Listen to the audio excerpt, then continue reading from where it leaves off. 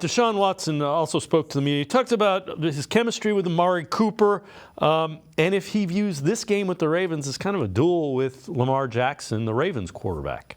I don't play against Lamar. I play against the Ravens defense. So I can't focus on, excuse me, what Lamar is doing on the opposite side, and trying to do that. I got to focus on, attacking this defense. Because if I get worried about, another quarterback, then shit, I'm not gonna play well against the defense. So I got to focus on, the two linebackers and the edge rushers and the secondary and what they want to try to present with us. So that's my main focus is the Ravens defense, and that's what I'm going to be locked in on. Deshaun, after the game, you said you weren't particularly happy about 19 out of 30, and a lot of those incompletions were on shorter passes. What do you think's going on with the shorter passes? Is that just a matter of touch, getting that back, or what? No, I mean, it's nothing about getting anything back. It's just connecting with the guys. That's pretty much it. Deshaun, what do you appreciate most about Amari?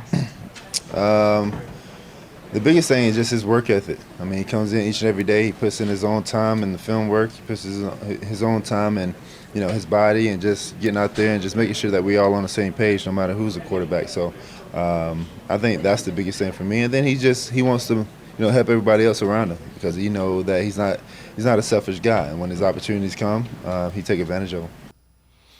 And Trevor, when you look at it, the chemistry between Cooper and Watson has been pretty good. They got to get somebody else seriously involved. And Njoku is flash, but there isn't 2 or 1B or whatever you want to call them. They need some support behind Amari Cooper.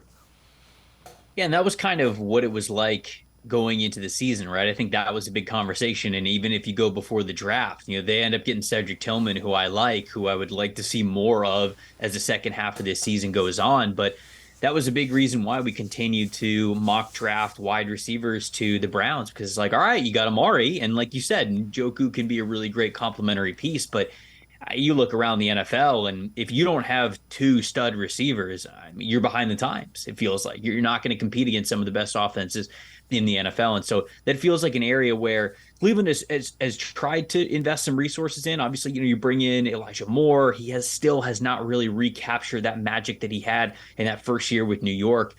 And so he hasn't really been able to produce at that level that you maybe have wanted to. I think Tillman is still coming along as a rookie, so they're still kind of waiting for that receiving room to blossom, if you will. And maybe that is something that kind of takes hold in the second half of the season. But you're right. It's a situation where if things aren't going well with Amari, if the other team is really focusing in on him, double covering him, giving him cap coverage, whatever it is, it's hard to think that somebody else can step up in that kind of manner. And that in today's NFL puts you really behind the 8 ball.